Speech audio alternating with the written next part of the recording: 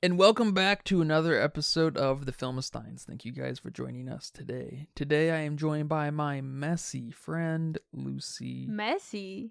Remember, you can join us every Monday and Friday for brand new episodes of the Filmistines on all of our free feeds, and every other Wednesday on patreon.com/Filmistines for Patreon exclusive episodes.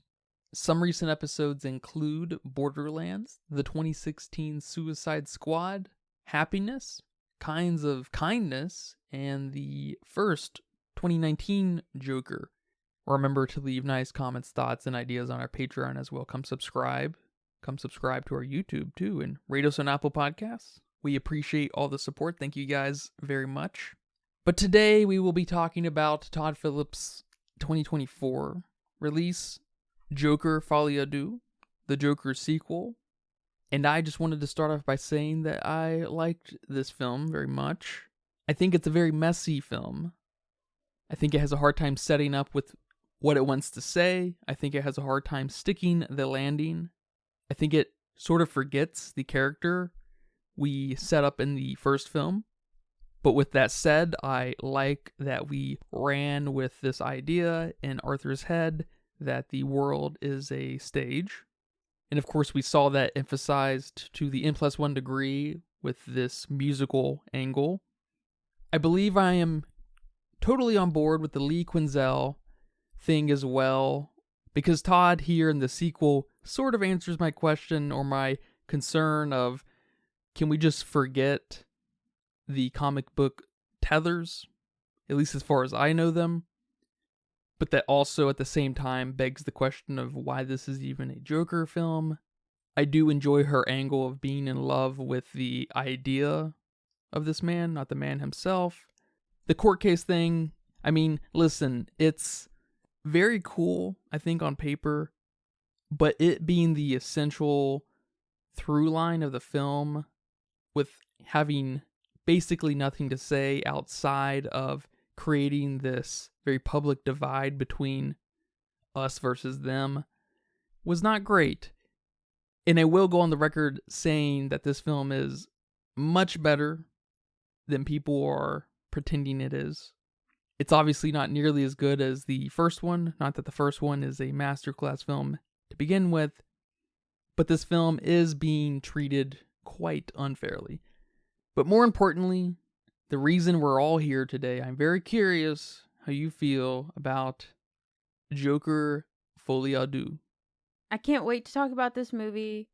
I'm so excited because it's getting so much negativity. I mean, people are walking out of the movie theater.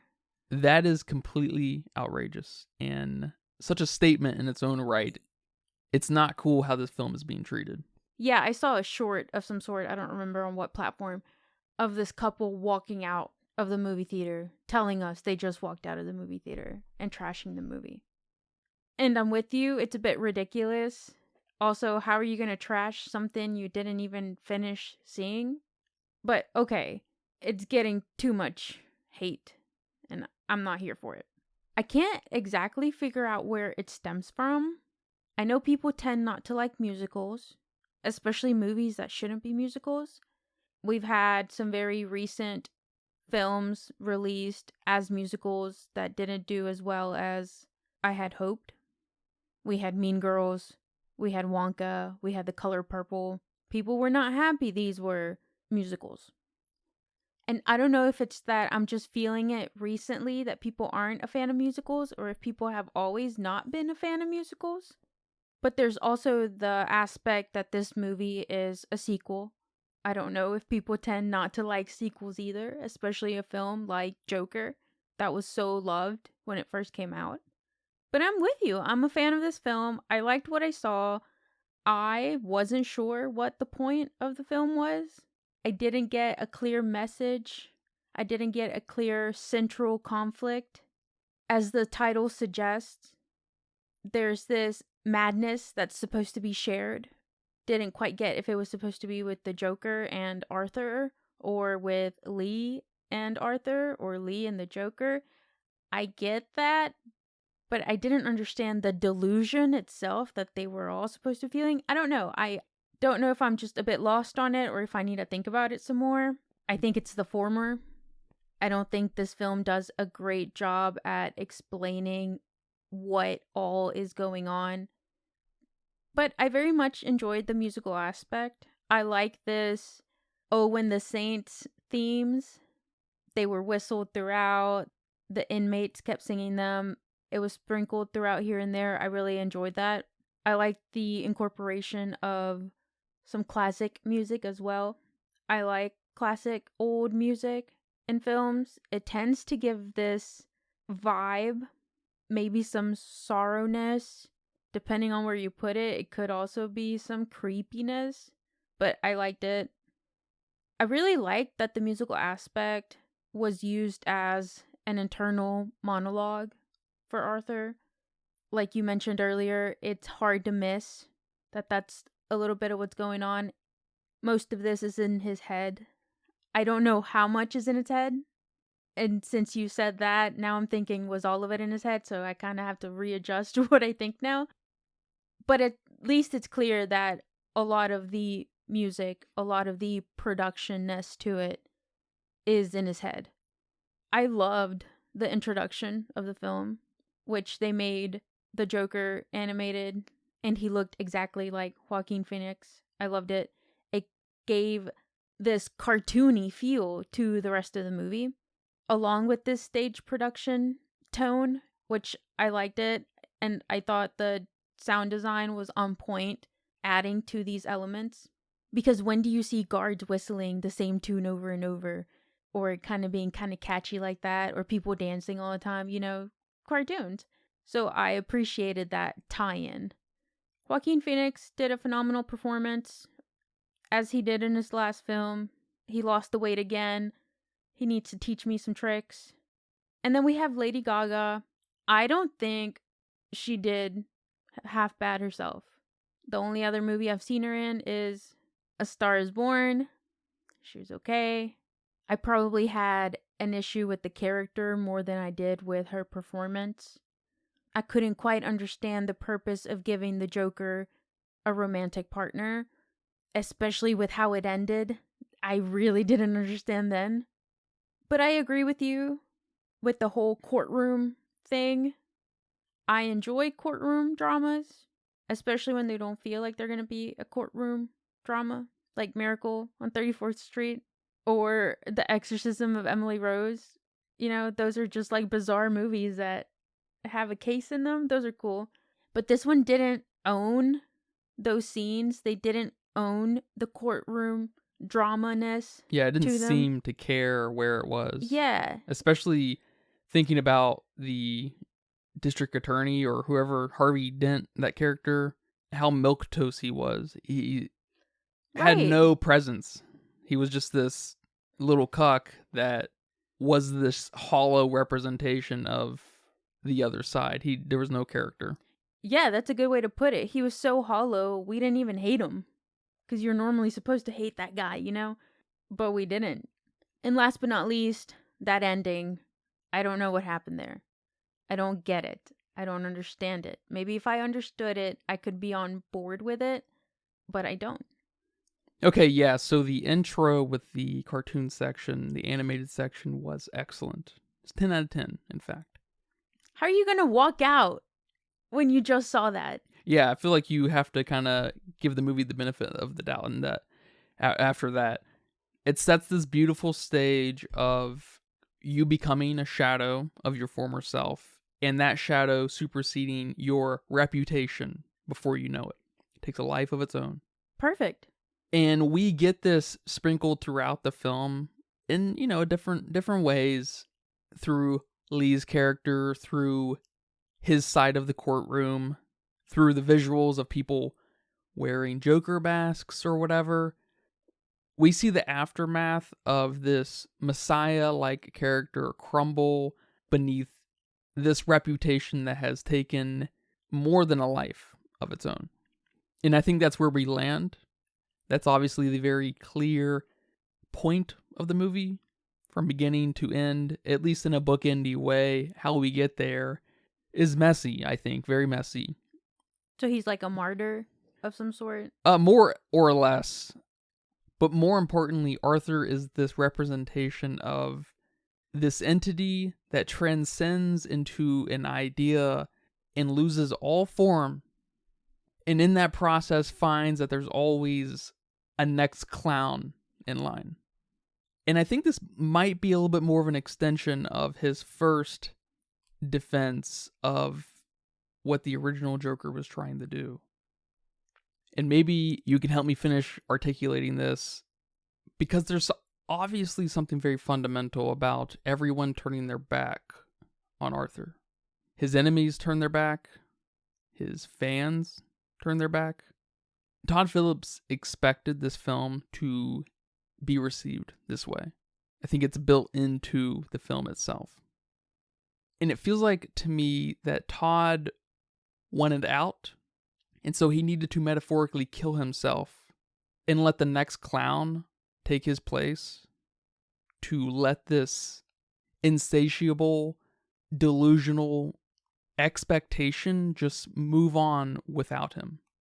To me, there seems to be some kind of acknowledgement, and at least acknowledging that films like Endgame and even the first Joker in the Matrixes and, these massive, beloved, super beloved epics are more or less impossible to live up to, let alone surpass. And so I'm not going to lie, I love the end, actually. It might be my favorite part, outside of the animated introduction.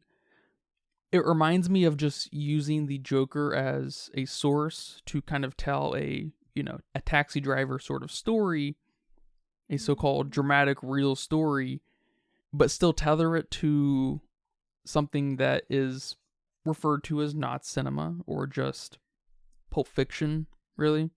Throwaway nonsense. But reconnecting it to the source that did ultimately kill it to begin with. And that being, of course, the Joker and the Batman universe.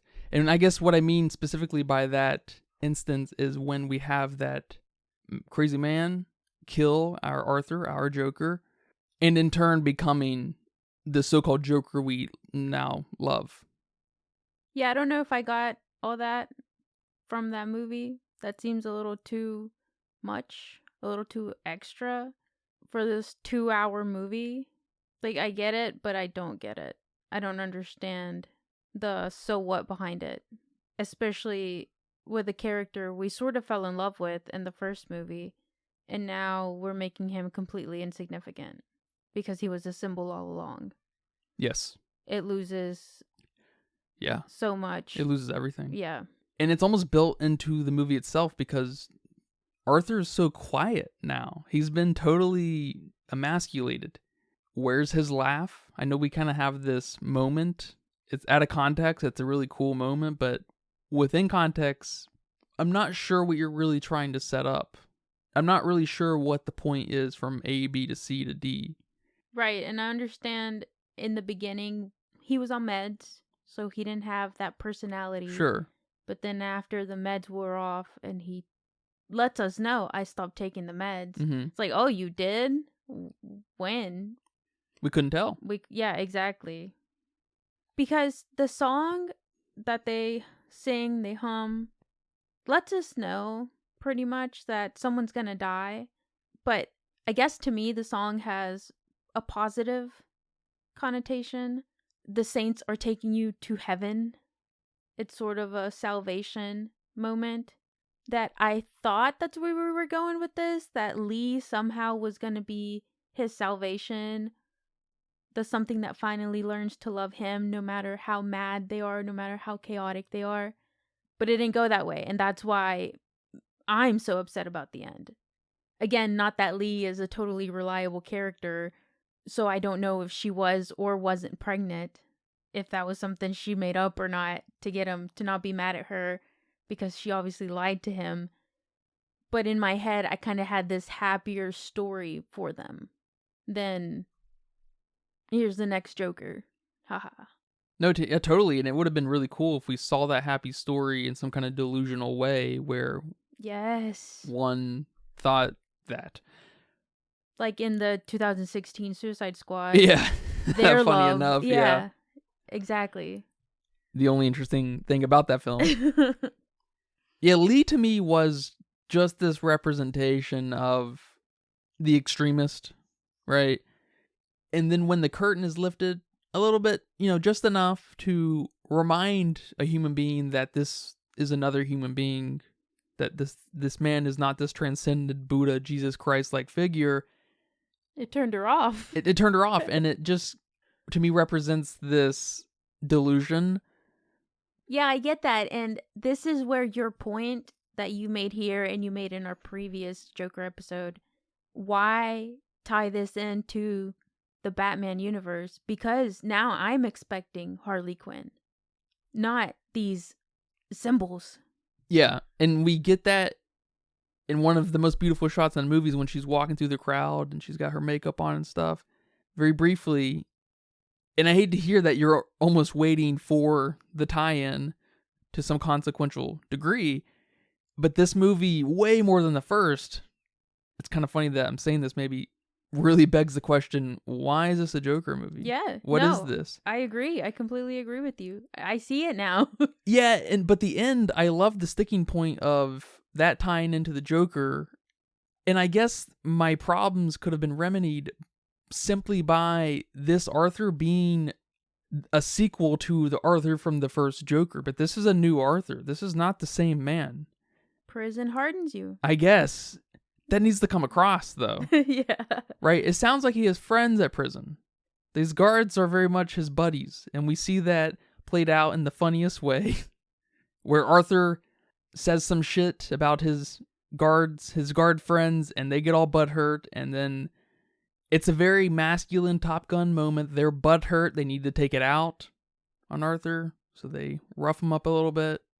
And kind of while this is happening, we're starting to face the same issues that we got through in the first film. He's being beaten down. He's being reminded constantly how shitty the world is. But we're not zooming in on him like we are in the first film. No, we forget he's a character, it seems like. And I mean, literally, camera work, zooming in on him. I want to be on the ground with him. I want to be so far up close I can see his tears drop. We saw that in the first film. Absolutely, and we talked about it, I think, at length, about how subjective that film was. It felt like it was from Arthur's point of view. Yeah. And it's so unfortunate to watch this film and literally be in his head. And a lot of the film not come across like the rest of it is through his eyes, right? Yeah. It's a little contradictory in that way. Especially when he's dealing with, and maybe even being convinced that he is kind of this Messiah character, right? That he maybe has this splitness to him. Because he believes in the Joker at some point, right? Right. And we see that with his physical transformation when he comes into the courtroom dressed as him. Which is awesome. Yes. Visually and contextually, it's awesome, but it just doesn't add up to anything. Right. Yeah, I wasn't sure how I felt about this split personality we were going with. It should have been the focus. Yes, it should have been the focus, and that would have made so much sense with it being tied to the animated short thing in the beginning with his shadow kind of splitting and one's doing something while the shadow's over here doing something mischievous. Yeah, and we see that division through the whole thing with literally the visuals of the court case, the two sides, Harley Quinn and the Joker, and then the two Jokers at the end. A lot of the pieces are there, they just do not come together in any kind of coherency. Especially in the middle. I wasn't sold on the end, but I like your take on it. See, I mean, I think Todd Phillips probably came up with the end first, which I don't think is totally uncommon in writing, but getting there was such a struggle. And if you take any piece from the middle and kind of, cross-examine that with the end, you do get a sense of his reputation, his movement, so-called movement. Arthur's reputation precedes him, and that obviously comes to a climax for his audience in the court case when he comes in as the Joker. But then Arthur has his come-to-Jesus moment shortly after, and it deflates everybody, and they're like, boo, and Harley Quinn leaves, and it's just like, what? happen? Like, I like that his reputation has taken a life of its own. But why are they here then? I like that it was Gary, by the way, the little guy from the first film who we all thought was going to get got, but then didn't because Arthur's not a piece of shit. He just gets you if you deserve it. But we have this tie-in back to the first film that we don't have a lot of, but here's one. And you kind of feel for him because at least you know this character and you kind of know what he went through. So I like that it was Gary, at least. And it's a great sequence. I think it might be the strongest part of the court case. Where he defends himself. Which is also great. Yeah. And he fires his lawyer publicly on, in the courtroom, and it's a moment, but yes. And it's a great moment, but from A to B to C, it just felt like it didn't know where it was going. Yeah, it didn't flow as concise as the first one did. My favorite character in this movie was Ricky, the inmate that was loyal to him. And that was probably the saddest part for me when he died, when the guards killed him, because he wouldn't shut up singing the song, which is ironic, too, that he was singing "Oh When the Saints." I feel like we got so much personality from him and this tenderness to his character that we didn't get from anyone else. And my favorite scene from the film is probably the scene that he's in, and I believe it was him that starts singing at the cafeteria looking place, and then Joker's having this Joker laugh as they're all getting up and starting to sing that, and the guards are getting pissed, and I think that's what triggers them to get in trouble. But the intensity behind that scene, the guards, the inmates standing up for themselves, literally standing up and standing up for themselves for what they believe in, the Joker going crazy, having his moment, and it lasted quite a bit. Yeah, again, it's another great scene, but that one, especially in context, is just so strange because it also throws this wrench in the musical angle of the film and how that was kind of exclusively designed to kind of frame Arthur's mind. Because I believe that's the only section of the musical sections where we had not crazy people singing and dancing. Because I believe we've established that the musical sections are for the crazies. They are in Arthur's head. They are there to give emotional kind of visuality to him and Harley Quinn. Right, like his inner thoughts, inner monologues. The color of his emotions. The color of his emotions. That's a great way to put it. Yeah, this scene does tend to break the rules a little bit. But at the same time, it's also a moment where he's realizing that he is the Joker. And he needs to come dressed up as the Joker at the courtroom, fire his lawyer. He needs to also get that personality out.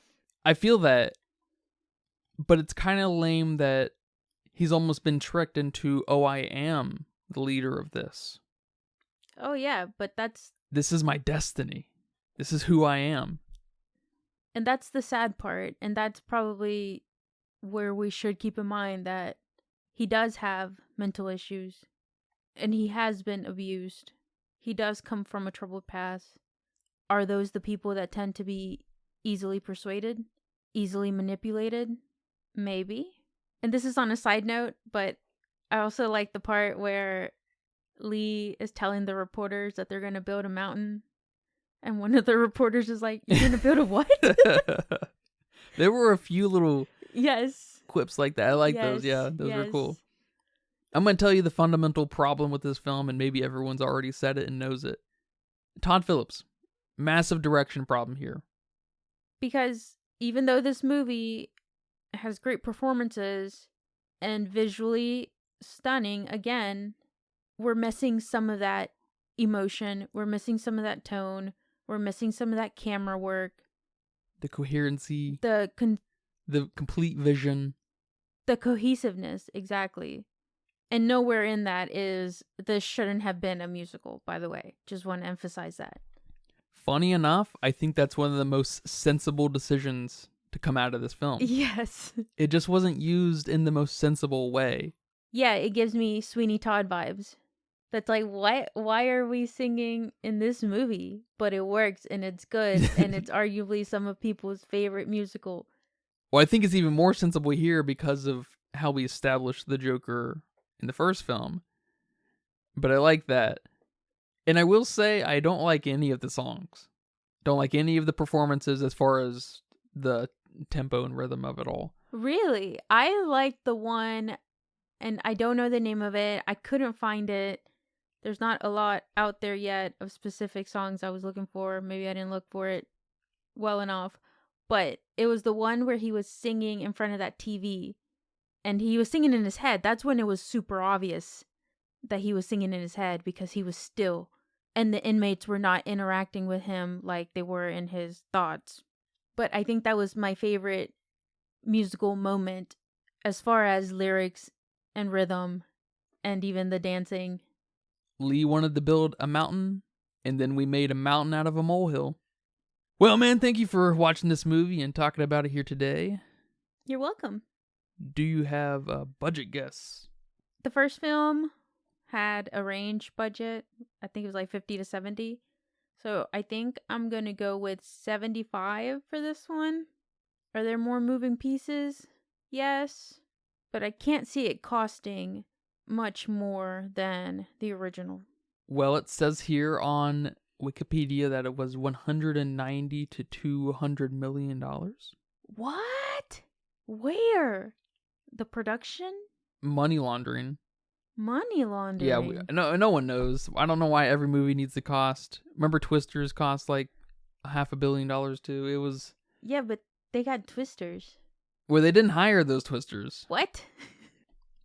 And so far, it's went on to make $166.7 million.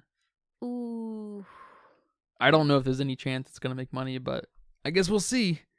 Well, it doesn't matter if you walk out of the movie theater if you bought the ticket. I think a lot of theaters refund you within the first 15 minutes. And you didn't stick around for the first 15 minutes? The animation? That was probably the best part. It was the animation, my shadow, whatever it was called. And then it was the prisoners all gathering in line to throw out their poop buckets. I don't know if it was all done in one shot, but it was pretty cool. I'm just going to say, big red flag if you're walking out on a movie like this in the first 15 minutes. So if your date takes you on a movie and he wants to leave the first 15 minutes in, dump him. Well, over on Letterboxd with 397,000 people, they weighed in at a 2.5. That's not as bad as I was thinking. I mean, that's, pretty bad as far as like an average score. This feels more like a 3.1 kind of average score. Obviously not as good as the first. Not a great movie. It's messy and it's long and messy. Like that's kind of a problem in its own. Yep. But this movie's being shat on. Yeah. I don't get that. Yeah. This is still better than 90% of the shit that comes out. Just saying. Well, it was better than Borderlands. Joker 2, Folie, Folie is better than almost every Pixar film. Nah. Just for some context. Those are fighting words right there. What is wrong with you? But in all seriousness, this movie wasn't that bad. I was leaning towards a 3. Could that change? Maybe. I don't think it would go higher. It could potentially drop to a 2.5, but I'm happy keeping it at a 3. I was entertained the whole movie. There were a lot of plot issues, but there were moments that made me laugh, moments that made me feel something, and you can't ignore those. And that was probably one of the craziest introductions I've seen in a film, especially a recent film. Yeah, this film is a solid 2.5. It's got some 3.5 energy here and there. Big 3 energy. But it's a complete mess. But yeah, man, thank you for talking about this movie here today. And thank you guys for listening to this episode of The Filmistines. I hope you guys enjoyed that. Remember, we post every Monday and Friday with brand new episodes of The Filmistines and all of our free feeds, and every other Wednesday on patreon.com/Filmistines for Patreon exclusive episodes. Our next episode will be on The Wild Robot, that new DreamWorks film. Ah. Hopefully it's better than that dog shit Migration. Oh, I forgot about Migration. Please look forward to that, though. Remember to leave nice comments, thoughts, and ideas on our Patreon as well. Come subscribe to our Patreon. Come subscribe to YouTube. Go rate us on Apple Podcasts. We appreciate all the support. But until next time, take care. Bye-bye. Bye-bye. And that's a wrap for today's episode of The Filmsteins. Thanks for tuning in and joining us on our cinematic journey. We hope you enjoyed the discussion and gained some new insights and perspectives on the world of movies. Don't forget to subscribe to our podcast on your favorite platform, especially Patreon at patreon.com/filmsteins, and follow us on social media for more film-related content. We love hearing from our listeners, so if you have any feedback, suggestions, movie recommendations, or book recommendations, please feel free to reach out to us. Until next time, keep watching and keep loving the magic of movies. This is The Filmsteins signing off. Oh,